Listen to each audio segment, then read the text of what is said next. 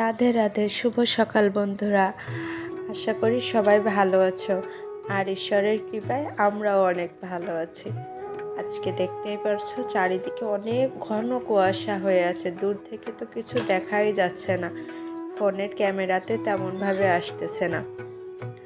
তো তারপরে দেখো আমার গোলাপ ফুল গাছে 3টা ফুল ফুটেছে, তো এত মিষ্টি দেখতে লাগছে তোমাদেরকে কি বলবো। ফোনে এত বেশি ভালো লাগতেছে না, তবে সামনাসামনি কিন্তু অনেক মিষ্টি লাগছে দেখতে, আর গন্ধটাও কিন্তু অনেক সুন্দর।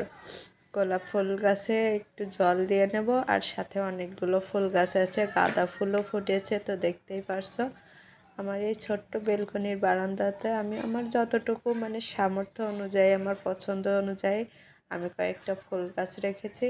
আমার ফুল গাছ অনেক প্রিয়। তারপর আমি সকালের বাসি কাজটাজগুলো করে নেব। বিছানাটার অবস্থা দেখো, আমার যেহেতু ছোট বাচ্চা আছে এই জন্য আমার বিছানা অনেক নোংরা হয়। তারপর আমি বিছানাটা সুন্দরভাবে পরিপাটি করে গুছিয়ে নিয়েছি। সকালের মোটামুটি বাসি কাজটা শেষ, তবে এখন রান্নাঘরে কয়েকটা বাসন আছে, সেগুলো ধুয়ে যে পরিষ্কার করে নিয়েছি। সকালে চা না খেলেই নয়, আমাদের নয়, আমি চা খেতে অনেক ভালোবাসি। তো আমি প্রতিদিন না, মাঝে মাঝে চাটা করে থাকি। তো এই যে এখন চাটা খেয়ে নেব, তারপরে যে শাকগুলো বেছে নেব। এখানে কি কি শাক আছে বলো তো? আমরা এটাকে বলি বেতে শাক, আর এটা খেসারির শাক সম্ভবত, আমি সঠিক জানি না, তো তোমরা জানলে বলো। তো শাকগুলো এখন পরিষ্কার করে বেছে নিয়েছি, ওটা দুপুরে রান্না করব।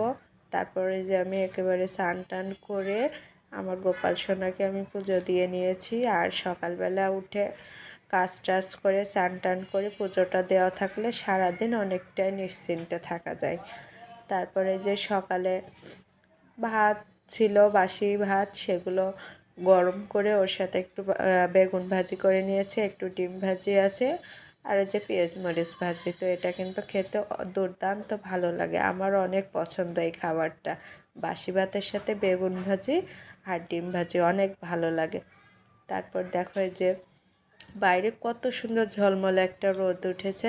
শীতের দিনে এমন রোদ দেখলে মনে হয় যে সারাদিন এইভাবে রোদে বসে থাকি, এত মিষ্টি লাগে এই শীতের রোদটা। তো দেখো কত সুন্দর লাগছে দেখতে, আমার বেলকনি থেকে এইভাবে দেখা যায়, আর বাস্তবে তো আরও অনেক সুন্দর। আমার খুব ভালো লাগে এই জায়গাটায় দাঁড়াই থাকতে।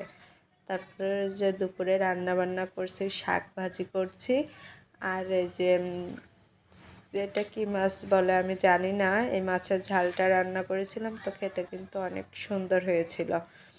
আমার বাবুটা দেখো কিভাবে খেলা করতেছে, ও খুব দুষ্টু। যখন খেলা করে তখন ভালো, তবে ওর পাশে কাউকে না কাউকে বসে থাকতেই হয়। ও একা একা থাকতে একটুও পছন্দ করে না, আর আমি যদি ওর পাশে থাকি তাহলে এই যে সারাক্ষণ এইভাবে খেলতেই থাকবে, আর এই যে কী যেন বলতেছিল ওর মুখ দিয়ে। তারপর ওই যে ওকে দুপুরের খাবারটা খাইয়ে ওকে একটু ঘুম পাড়াবো। ও বাবু ঘুমিয়েছিল। তারপরে এই যে চলে আসছি একেবারে সন্ধ্যার আগে দুষ্টুর বাবা কয়েকটা সিঙ্গারা নিয়ে এসেছিলো, তো সেগুলোই খেয়ে নিলাম, সন্ধ্যার টিফিন বলতে পারো।